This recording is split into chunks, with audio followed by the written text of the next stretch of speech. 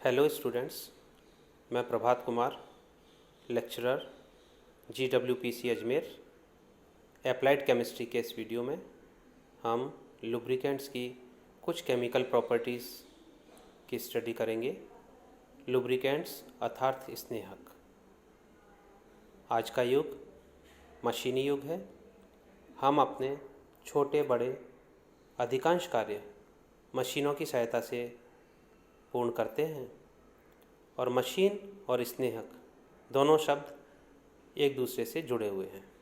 हम बिना स्नेहक के किसी मशीन की कल्पना नहीं कर सकते, चाहे मशीन छोटी और धीमी गति से चलने वाली हो, जैसे कि घड़ी या रिस्ट वॉच, या वह मशीन भारी भरकम और बहुत तेज़ गति से चलने वाली मशीन हो, जैसे जेट प्लेन्स।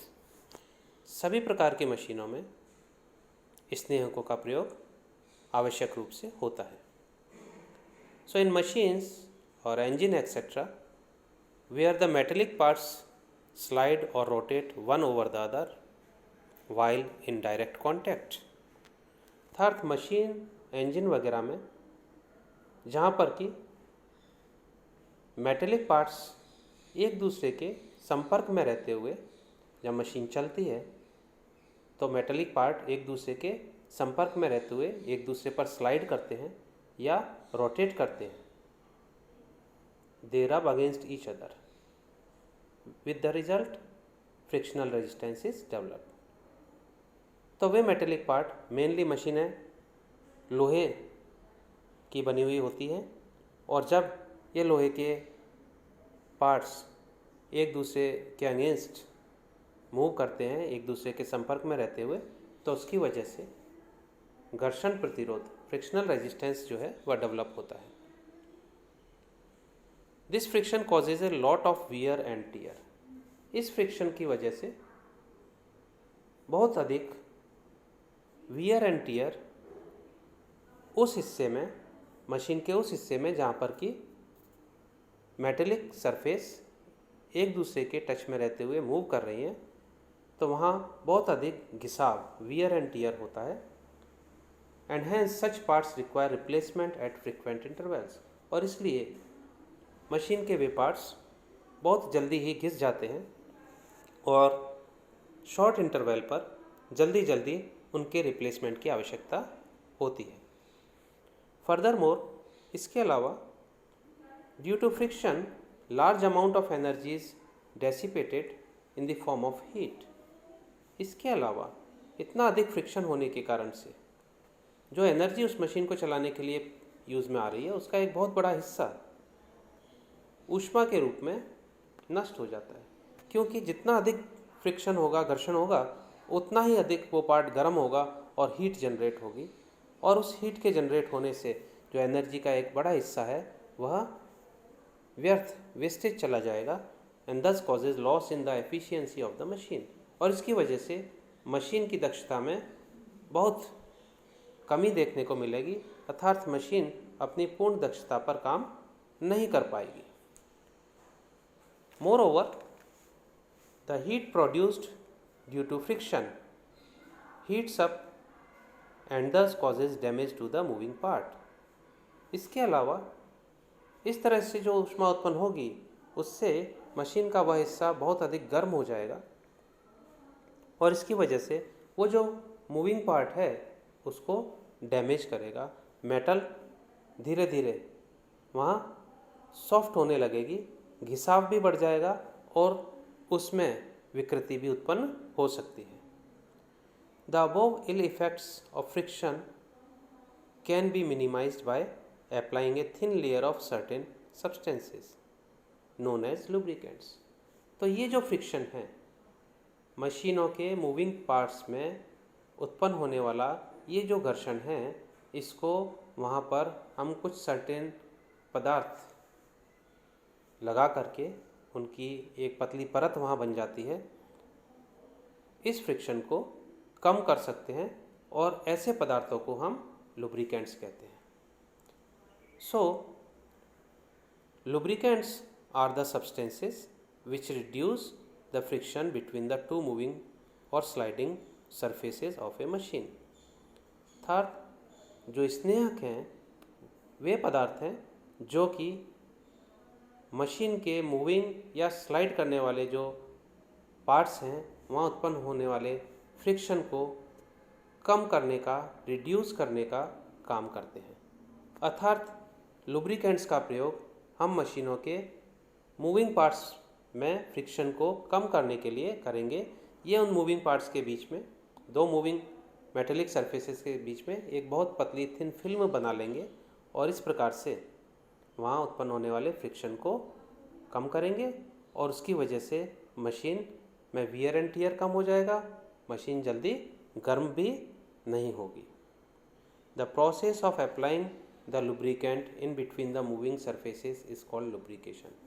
यह प्रक्रिया लुब्रिकेशन कहलाती है जब हम किसी पदार्थ का प्रयोग फ्रिक्शन को कम करने के लिए लुब्रिकेंट के रूप में करते हैं और ऐसे में जब मशीन चलती है तो उसमें फ्रिक्शन कम हो जाता है, वो अपनी अच्छी एफिशिएंसी पर रन करती है और हमें बेहतर आउटपुट मिलता है। तो ये प्रोसेस लुब्रिकेशन कहलाता है। वैसे तो सॉलिड, सेमी सॉलिड और लिक्विड तीनों ही तरह के लुब्रिकेंट्स प्रयोग में लिए जाते हैं, लेकिन जब भी हम लुब्रिकेंट्स की बात करते हैं तो माइंड में जो इमेज होती है वह लिक्विड लुब्रिकेंट्स की ही आती है, क्योंकि अधिकांशतया लिक्विड लुब्रिकेंट्स डिफरेंट टाइप के ऑयल्स जो हैं वे लुब्रिकेशन के पर्पज से प्रयोग में लिए जाते हैं। तो यहाँ हमें जो लुब्रिकेटिंग ऑयल्स हैं उनकी कुछ केमिकल प्रॉपर्टीज़ के बारे में समझना है। सबसे पहले हम चर्चा करेंगे कोक नंबर की, या इसे हम कार्बन रेजिड्यू भी कहते हैं। All the lubricating oils contain high percentage of carbon in the combined form. जितने भी तरह के लुब्रिकेटिंग ऑयल्स होते हैं, लुब्रिकेटिंग ऑयल मेनली या तो एनिमल एंड वेजिटेबल सोर्सेज से प्राप्त होते हैं, वे ऑयल फैटी ऑयल कहलाते हैं, अथवा lubricating oil mineral oil category के होते हैं जो कि क्रूड ऑयल या पेट्रोलियम के डिस्टिलेशन से प्राप्त होते हैं। तो दोनों ही प्रकार के ऑयल्स में जो कार्बन है वह अपने कंपाउंड्स के रूप में मेनली प्रेजेंट होता है। On heating they decompose and deposit a certain amount of carbon.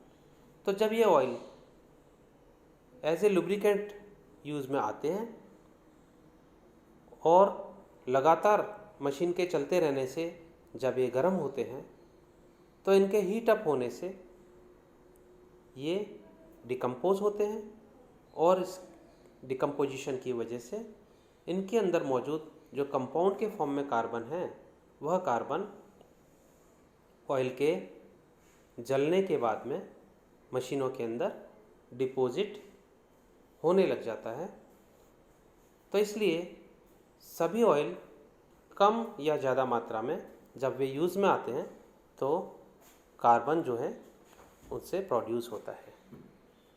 The deposition of carbon in machine particularly in internal combustion engines and their compressor is not desirable। तो जब machine internal combustion engine हो या air compressor हो, जो कि सभी automobiles में होते हैं, तो वहाँ मशीन के पार्ट्स में कार्बन का जमाव अच्छा नहीं है, इट इज़ नॉट डिज़ायरेबल।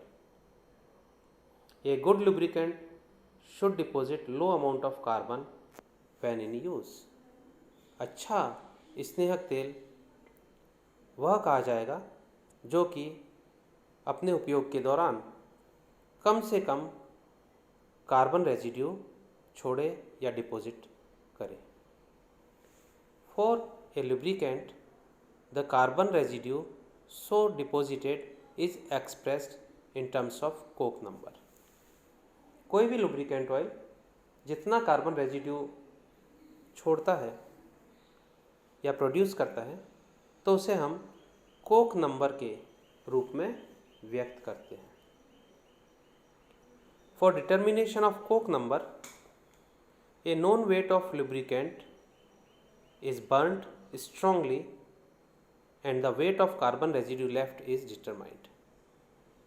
किसी लुब्रिकेंट ऑयल का कोक नंबर फाइंड आउट करने के लिए लुब्रिकेंट ऑयल का एक नोन वेट, एक निर्धारित मात्रा बहुत अधिक उच्च ताप पर स्ट्रांगली जलाई जाती है, उसका दहन किया जाता है और उसके बाद पीछे बचे हुए कार्बन का जो वेट है वह मेज़र किया जाता है। वो जो कार्बन रेजिड्यू के फॉर्म में पीछे बचा है उसे परसेंटेज के फॉर्म में व्यक्त किया जाता है। The percentage of carbon residue is calculated as follows, means coke number और percentage carbon residue is equals to weight of carbon residue left upon weight of oil sample taken multiplied by 100। अर्थात जो carbon residue oil के एक निश्चित द्रव्यमान का दहन करने के बाद प्राप्त हुआ है, उसको जो सैंपल लिया गया है ऑयल का उससे डिवाइडेड करने के बाद 100 से मल्टीप्लाई किया जाता है। तो इस तरह से जो कार्बन रेजिड्यू है या कोक नंबर है वह उस लुब्रिकेटिंग ऑयल का पता चल जाता है। A lubricant oil having low value of coke number is considered good. वह लुब्रिकेंट ऑयल जिसका कोक नंबर कम होगा अच्छा माना जाएगा। ऐसा लुब्रिकेंट ऑयल जिसका कोक नंबर ज़्यादा होगा मीन्स वह दहन के बाद अधिक कोक प्रोड्यूस करता है और ऐसे में वह मशीन को अधिक नुकसान पहुंचाएगा। इसी तरह से लिक्विड लुब्रिकेंट्स की एक और महत्वपूर्ण chemical property total acid number है या एसिड वैल्यू है।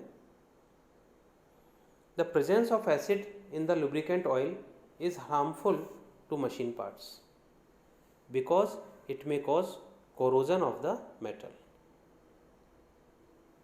अर्थात किसी भी लुब्रिकेटिंग ऑयल के अंदर यदि एसिड प्रेजेंट है तो वह मशीन के लिए बहुत ही हानिकारक हो सकता है, क्योंकि मशीन जो कि लोहे की बनी हुई होती है के अंदर यह एसिड कोरोजन अर्थात संक्षारण उत्पन्न कर सकता है।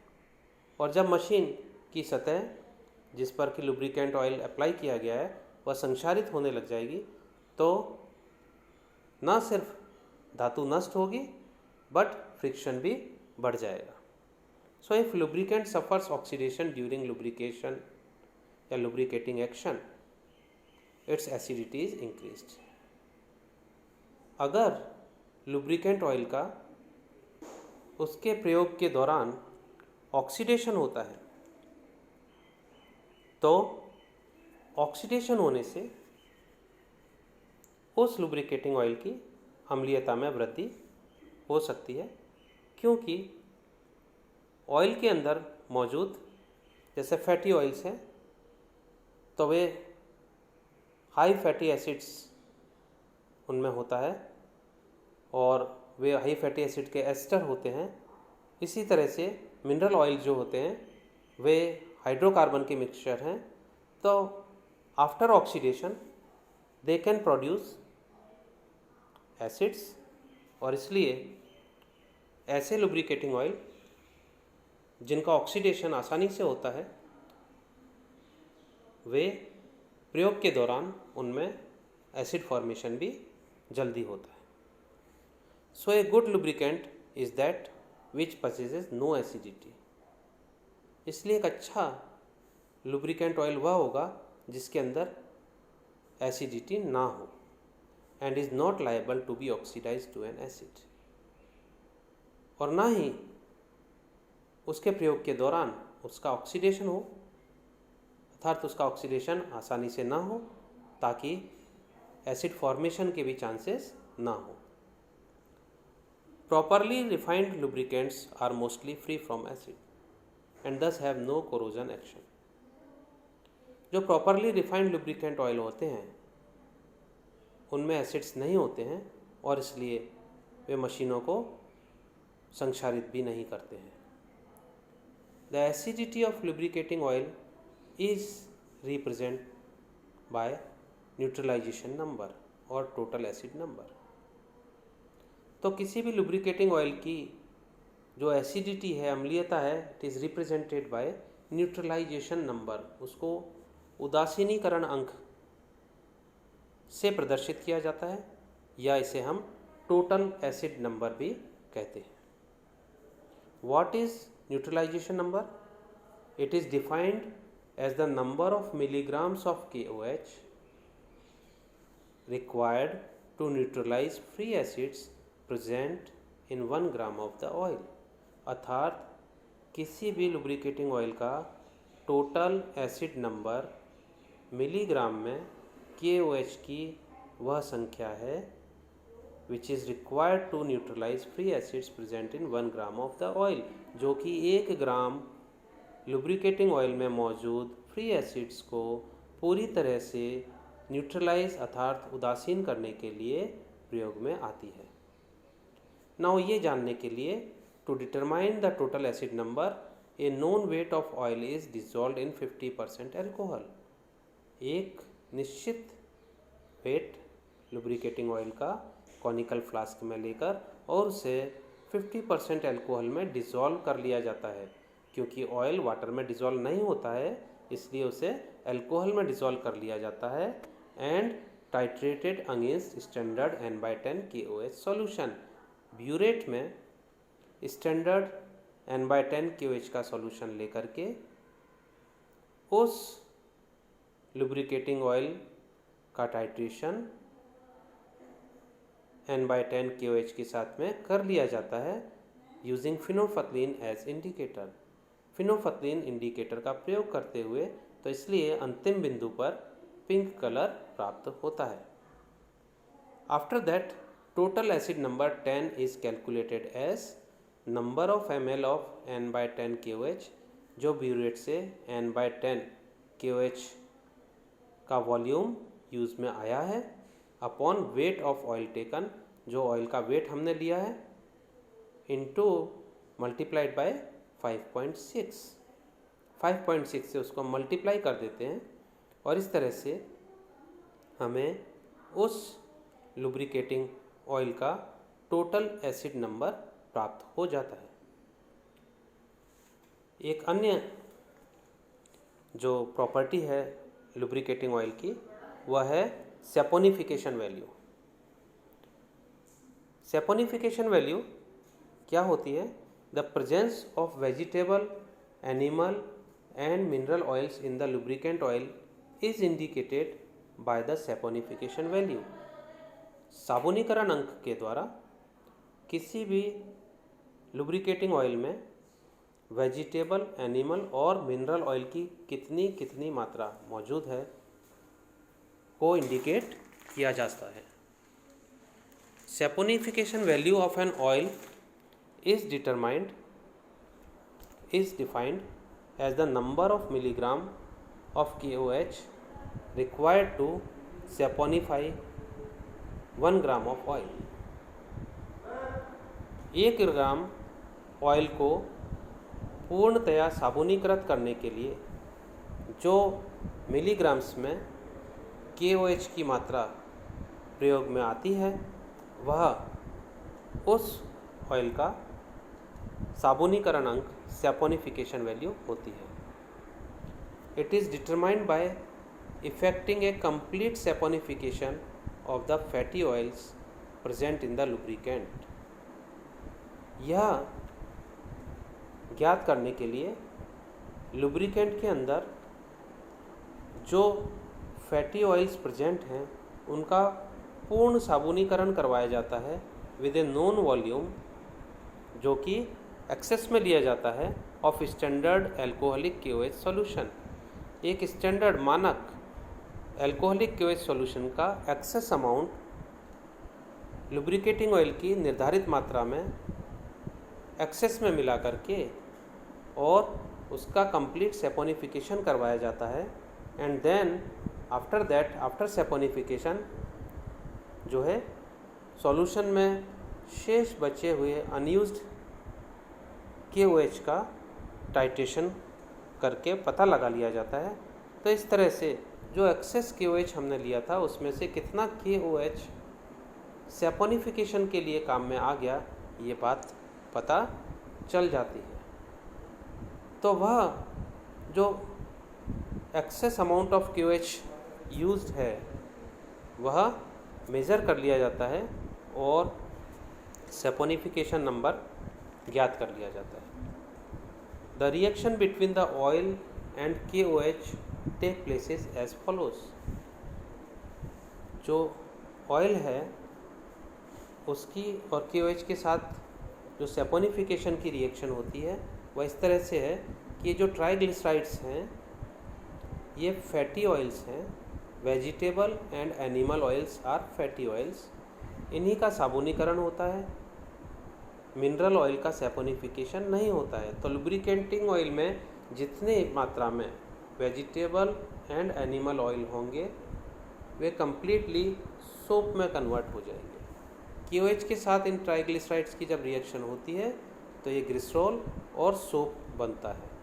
यहाँ देख रहे हैं हम कि RCOOK ये सोप मॉलिक्यूल है, 3 मॉलिक्यूल सोप के बन रहे हैं। ये प्रोसेस सैपोनिफिकेशन कहलाता है और इस प्रकार से सैपोनिफिकेशन में प्रयुक्त KOH की मात्रा ज्ञात कर ली जाती है, वही उसका सैपोनिफिकेशन नंबर होता है। A good lubricating oil should have moderate saponification value. एक अच्छा जो स्नेहक तेल होता है उसका सैपोनिफिकेशन नंबर मध्यम दर्जे का होना चाहिए, मॉडरेट होना चाहिए। Saponification value is used to distinguish between fatty oils and mineral oil. जैसा कि आपको बताया गया था कि जो सैपोनिफिकेशन अंक है इससे हमें ये बात पता चलती है कि लुब्रिकेटिंग ऑयल में फैटी ऑयल्स की कितनी मात्रा है। Since mineral oil do not saponify, क्योंकि मिनरल ऑयल का सैपोनिफिकेशन नहीं होता है, ओनली फैटी ऑयल्स का ही सैपोनिफिकेशन होता है। तो जितना अधिक KOH प्रयुक्त होगा उससे हमको ये बात पता चलेगी कि फैटी ऑयल्स की कितनी मात्रा लुब्रिकेटिंग ऑयल में मौजूद है। तो इस तरह से हमने लुब्रिकेटिंग ऑयल की 3 इम्पोर्टेंट केमिकल प्रॉपर्टीज़ स्टडी करी। Thank you.